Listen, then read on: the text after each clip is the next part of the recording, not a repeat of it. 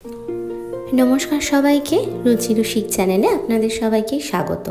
आज के चले एसेछि आबार एकटा नतून रेसिपि चिंगड़ी माछ दिये कषा। चिंगड़िर कषा किभाबे आपनारा बाड़ीते बानाबेन सेटा आपनादेर साथे शेयर करब। एई पद्धतिते रेसिपिटा एकबार बानिये देखबेन, आशा करछि सकलेर खूब भालो लागबे। चलुन ताहले शुरू करा जाक। प्रथमे आमी चिंगड़ी माछगुलोके नुन हलुद माखिये किछुक्षण रेखे दियेछिलाम। एबार सेगुलोके तेलेर मध्ये ভালোভাবে ভেজে নেব। চিংড়ির মালাইকারি তো আপনারা অনেক খেয়েছেন। চিংড়ির কষার এই রেসিপিটা খুব সোজা এবং এইভাবে বানালে আপনাদের কিন্তু ভীষণ খেতে ভালো লাগবে। তো বাড়িতে অবশ্যই একবার আপনারা ট্রাই করবেন। দেখুন চিংড়িগুলো আমি ভালো করে ভেজে নিচ্ছি। এবার ভেজে এগুলোকে আমি তুলে রেখে দেব। चिंगड़ी माछ आमार किन्तु भीषण प्रिय। आपनादेर कार कार आमार मतो चिंगड़ी माछ पछंद कमेंटे जानाते किन्तु भुलबेन ना। तुले निलाम। एबार आमी कड़ाइते सेम कड़ाइते जे तेलटा छिलो ताते आरेकटु तेल दिएछि, दिए आमी ताते दिए दिलाम गोटा जिरे, गरम मशला। एबार ए दुटोके एकटुखानि नाड़ाचाड़ा करे नेब। नाड़ाचाड़ा करे नेওয়ার পর এতে আমি দিয়ে দিচ্ছি দুটো মিডিয়াম সাইজের পেঁয়াজ। এখানে পেঁয়াজটাকে আমি একদম কুচো কুচো করে নিয়েছি।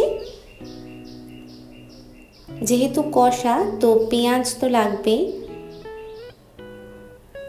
দেখুন দিয়ে দিলাম পেঁয়াজটা, একটু অল্প করে নুন দিচ্ছি যাতে পেঁয়াজটা তাড়াতাড়ি একটু নরম হয়ে যায়। এবার এটাকে মিডিয়াম ফ্লেমে ভালোভাবে ভেজে নিতে হবে যতক্ষণ না পেঁয়াজটা নরম হচ্ছে। পেঁয়াজটা মোটামুটি ভাজা ভাজা হয়ে গেলে তাতে আমি দিয়ে দিচ্ছি আদা রসুনের পেস্ট। এবার সব কিছুকে খুব ভালোভাবে লো ফ্লেমে ভেজে নিতে হবে। আদা রসুনের কাঁচা গন্ধটা চলে যাওয়ার পর আমি দিয়ে দিচ্ছি একটা বড় টমেটো, এখানে আমি কুচো করে নিয়েছি, সেটা দিয়ে দিচ্ছি। টমেটোটাকেও বেশ কিছুক্ষণ নাড়াচাড়া করে নিতে হবে। টমেটোটা যখন একটু নরম হয়ে যাবে তখন পরের জিনিসগুলো আমরা দেব। ততক্ষণ আমরা যে মশলাগুলো দেব সেগুলো রেডি করে নিই। প্রথমে এখানে আমি নিয়েছি 1 চামচ জিরে গুঁড়ো, লঙ্কা গুঁড়ো, ধনের গুঁড়ো।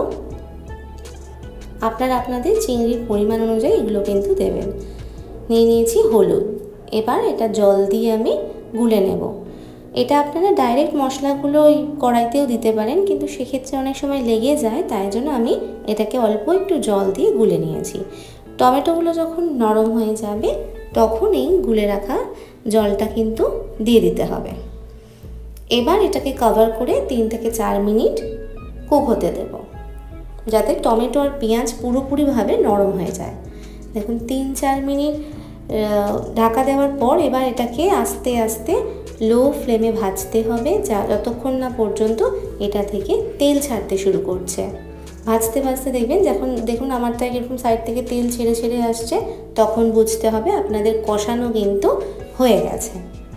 যতক্ষণ না তেল ছাড়ছে ভালোভাবে কষিয়ে যেতে হবে, তবেই কিন্তু এটার টেস্ট ভালো হবে।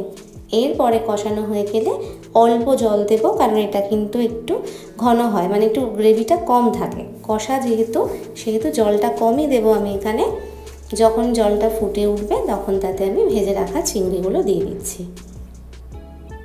খুবই সোজা একটা রেসিপি, খেতে অসাধারণ লাগে।